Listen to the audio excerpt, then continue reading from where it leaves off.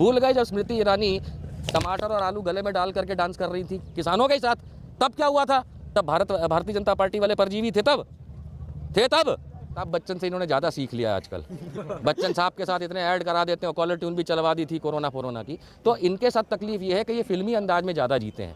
हमारी फ़ोटो खींच लो, हमारा वीडियो बना लो, हटा देते हैं लोगों को ऐसे, हट जाओ हमारी फ़ोटो की। तो ये फिल्मी अंदाज वाले प्रधानमंत्री हैं हमारे। इनको सिर्फ दिल में है और जिगर में है और जान में है, और फिर शाम को ये मशरूम खा के सो जाते हैं। वो कानून वापस नहीं लेंगे तो ये किसान उनकी सरकार वापस ले लेगी।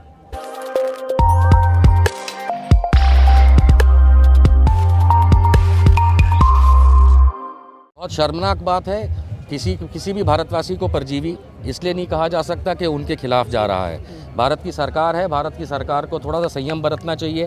खास करके प्रधानमंत्री होने के नाते आप किसी आंदोलनकारी को परजीवी, आंदोलनजीवी, देशद्रोही ये सब नहीं कह सकते हैं, क्योंकि याद रखिए महात्मा गांधी आंदोलनकारी थे, तो क्या आप महात्मा गांधी को गरिया रहे हैं? अटल बिहारी वाजपेयी आंदोलनकारी थे, क्या आप उनके लिए खराब बोल रहे हैं? और तो और मोदी जी लगता है उम्र हो गई है, सठिया गए हैं, बुढ़ा गए हैं, क्योंकि ये खुद अनुच्छेद 370 के खिलाफ आंदोलन पे बैठे थे। तो किसको परजीवी कह रहे हैं, किसको वो गलत कह रहे हैं? ऐसी भाषा उन्हें नहीं कहनी चाहिए। भाई कितना नहीं आएंगे हाथ। जी सर, उन्हें नहीं कहना चाहिए, इस तरीके की भाषा नहीं बोलनी चाहिए।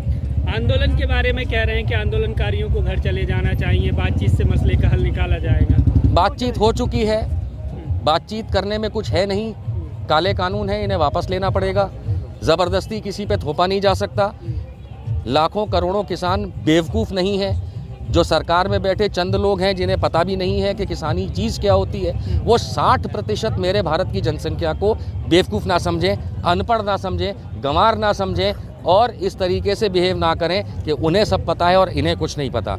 ये 60% जनसंख्या जो मेरे भारत की किसान है वो हमको खाना देती है, जिसकी बदौलत हम जीवित रहते हैं। तो अगर हम जीवित रहते हैं इनकी बदौलत में, तो हमारी तो सिर्फ सरकार है, जाने कितने दिन चलेगी।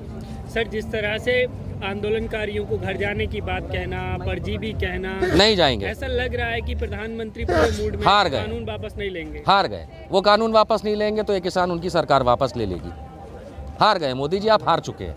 आप एक हारे हुए खिलाड़ी हैं, थके हुए खिलाड़ी हैं। तभी आज सुबह रो रहे थे पार्लियामेंट में। काहे रो रहे थे? अरे एक बहादुर इंसान होता है, वो रोता नहीं है। बड़ा फौजी का शौक है इनको, सेना की नकली नौकरी करते हैं, जाने क्या वो पहन करके सेना का घूमते हैं। ऐसी यूनिफॉर्म पहनने से आप फौजी नहीं बन जाते। और अगर आप फौजी का 56 इंच का सीना है तो फिर रोया नहीं जाता। हर साल 1.5 साल में देखो तो रोता हुआ शक्ल दिखता है। और रोता कौन है? जो हार जाता है। जो जीतता है कभी नहीं रोता। किसी किसान को यहाँ रोते हुए देखा? किसी किसान को रोते हुए देखा? टिकैत साहब रोए नहीं थे। अगर आप उसको ध्यान से समझेंगे तो टिकैत साहब इसलिए नहीं रोए थे कि किसानों के साथ क्या हो रहा है, उनके साथ क्या हो रहा है। टिकैत साहब आने वाली चीज को समझते हुए रो गए थे कि क्या होने वाला है, उसको रोकना चाहते थे। अगर आप ये समझते हैं कि टिकैत साहब के रोने से लाखों किसान इसलिए आया कि वो रो रहे थे, नहीं। बताएंगे चाचा आपको वो क्यों आया। ये सरकार उखड़ जाती उसी दिन। सर मोदी जी ने कहा है कि एमएसपी थी, है और रहेगी। लिख के देने, किसान नहीं मान रहे उनकी बात। लिख के देने, क्यों मानेंगे? ये तो हवा में कुछ भी बोलते, काला धन वापस आएगा। आया दीवान संसद में तो पता नहीं कितना झूठ बोले। संसद में झूठ बोलने से क्या हो गया? यही तो संसद की गरिमा खत्म कर दी इन्होंने। यदि ये थोड़े भी सेंसिबल व्यक्ति होते, पद की गरिमा रख के बात कर रहा हूँ, अगर नरेंद्र मोदी में थोड़ा सा भी दिमाग होता तो कम से कम पद की गरिमा खुद रखते। हम लोगों से क्या आशा रखते हैं कि हम पद की गरिमा रखें? 4 बार रो देते हैं। आप लोगों को बोला, क्यों आपको बोला था ना कि जब हम डिमोनेटाइजेशन करेंगे, नोटबंदी करेंगे तो काला धन आएगा। काला कौवा नहीं आया, धन की बात क्या कर रहे हैं? आपको एक बात बता दीजिए जो इन्होंने चुनावी रैली में कही हो या संसद में कही हो, जो सच निकली हो। खुद अमित शाह क्या बोले? जुमला है। तो इन जुमलेबाजों की बात कौन मानेगा? 60% मेरी देश की जनता मानेगी? नहीं मानेगी। प्रयास तो कर रहे हैं, आत्मनिर्भर बनाने का भी प्रयास कर रहे हैं। जिस तरीके से उन्होंने ये भी बोला है कि किसान मेरे दिल में है और मेरे और किसान के बीच सिर्फ एक कॉल की दूरी है। ये अमिताभ बच्चन से इन्होंने ज़्यादा सीख लिया आजकल।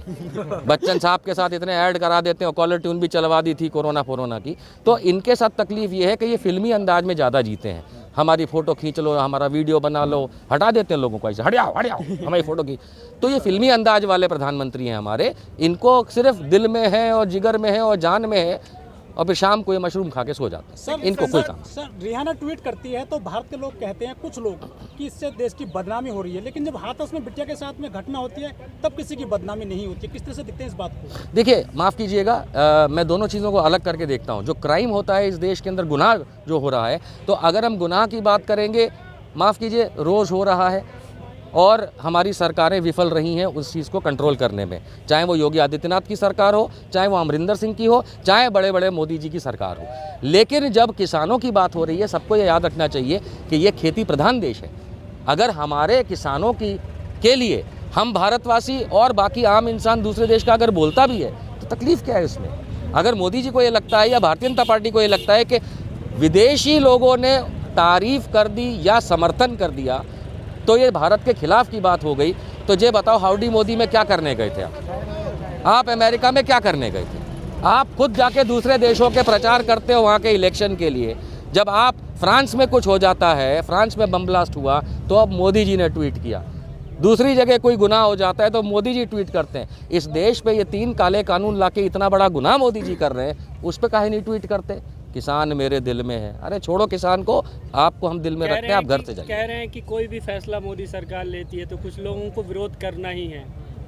तो ये तो हमेशा विपक्ष की बात है। ये लोग गलत बोल रहे हैं, क्योंकि क्लियर कर दूं मैं कि जब कभी भी कोई सत्ता पक्ष कोई भी निर्णय लेता है तो उस समय का जो विपक्ष होता है वो उसके सामने खड़ा ज़रूर होता है। भूल गए जब स्मृति ईरानी टमाटर और आलू गले में डाल करके डांस कर रही थी किसानों के साथ, तब क्या हुआ था? तब भारतीय जनता पार्टी वाले परजीवी थे। तब जब आप खुद क्या बोलते थे चुनावी रैलियों में, उल्टा सीधा किसानों को लेकर के आप पिछली सरकार को गरियाते थे, आप महंगाई को लेके, क्राइम को लेके बोलते थे, तब आप परजीवी हो गए थे mister Modi.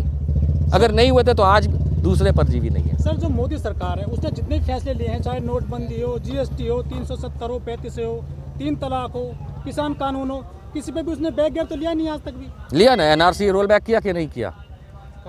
NRC roll back है, CA की बात नहीं कर रहा हूं मैं।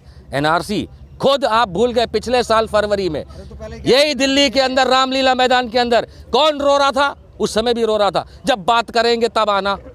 कैसे NRC it took a prime minister of India, एक प्रधानमंत्री लगा था इस देश के अंदर एक देश के गृह मंत्री को चुप कराने में कि भैया चुप हो जा, जब मत बोल मत। तो ये वापस लेते हैं, और अगर नहीं लेते हैं तो फिर भैया लंबे तौर में आप जानते हैं 1975 के बाद 1977 में क्या हुआ था। गई थी ना इंदिरा की सरकार, तो इनकी सरकार भी जाएगी, गिरा दी जाएगी। तो फिर 3 साल 4 साल इंतजार कर लीजिए। नहीं, कोई इंतजार नहीं करेगा, हो गया बहुत इंतजार, बहुत हुआ मोदी का वार, अब नो हो इंतजार। सर जिस तरह से खाप पंचायतें हो रही हैं, चाहे वेस्ट उत्तर प्रदेश हो, हरियाणा हो, पंजाब हो, ये जो खाप पंचायत है, क्या ये राजनीति में कुछ बदलाव कर पाएंगे? राजनीति में नहीं, सरकार में बदलाव कर पाएंगे। देखिए, देश की राजनीति एक अलग से, लेकिन इस देश के अंदर जो सरकार चल रही है, राज्यों में जो सरकार चल रही है, जो जबरदस्ती थोप रही है, ये सरकारें बदल जाएंगी। सर जो आंदोलन अलग चीज़ है, पॉलिटिक्स अलग चीज़ है। कई बार पहले भी हुए आंदोलन, सर कहाँ बदलाव कर पाते हैं? आंदोलन हुए हैं, हजारों आंदोलन हुए इस देश में और आंदोलन खत्म हुए, लेकिन इस सरकार की बदौलत ये आंदोलन अब क्रांति में बदल रहा है। सर ये 1857 कॉन्ट्रैक्ट फार्मिंग का जो आदेश आया था, क्या ये फिर से दोहराया जाएगा? देखिए, हकीकत ये है कि 1857 की जो क्रांति थी वो इसीलिए आई थी कि कंपनी राज जो ईस्ट इंडिया कंपनी का था वो हर किसान से ये कह रहा था कि हमारा बॉन्ड साइन करो और कॉन्ट्रैक्ट फार्मिंग जो CFC है उस पर आप सिग्नेचर करो ताकि ज़मीन उनकी हो जाए और पैदावार खुद करो और फिर भी लगान दो। अब यही चीज़ इस समय 2020 के कानून में लाने की कोशिश है। इस किसान ने 1857 में अंग्रेज़ों के सामने हल चला दिया था। मोदी जी आपका क्या होगा आप खुद सोच लीजिए। किसान बेवकूफ़ नहीं है। सर लेकिन जो भी देश के मुख्य चेहरा है, चाहे अक्षय कुमार की बात कर ले, सचिन तेंदुलकर, भारत रत्न, माफ़ कीजिएगा, अक्षय कुमार भारतीय नहीं है। आप रुक जाएं, आपका सवाल मैं रोक रहा हूं। आपने कहा बड़े भारतीयों में अक्षय कुमार कनाडा का रहने वाला है, उसने भारत की नागरिकता को त्याग दिया है। प्रधानमंत्री उनको इंटरव्यू देते हैं, प्रधानमंत्री जो मर्जी करें, अक्षय कुमार की बात कह रहा हूं। अक्षय कुमार भारतीय नहीं है। सचिन तेंदुलकर तो है, भारत रत्न सम्मान मिला वो। बेटे के प्रेम में पिता क्या क्या नहीं करता। सचिन कंगना रनौत पे मैं टिप्पणी नहीं करता, ऐसे जाहिल लोगों के बारे में। मोदी जी ने थोड़ा लुक चेंज कर लिया है, टैगोर की तरफ जा रहे हैं, वो पश्चिम बंगाल में चुनाव है, कुछ कहना चाहेंगे इस पर? हाँ जी, आप लोग ध्यान से समझिए। तो जैसे हिंदू धर्म में होता है, अलग अलग आश्रम होते हैं, बाल्यावस्था वगैरह वगैरह, तो ये वानप्रस्थ आश्रम की तरफ जा रहे हैं, इसके बाद दिखेंगे नहीं, इसलिए गायब हो रहे हैं। ये दाढ़ी उस बात की है।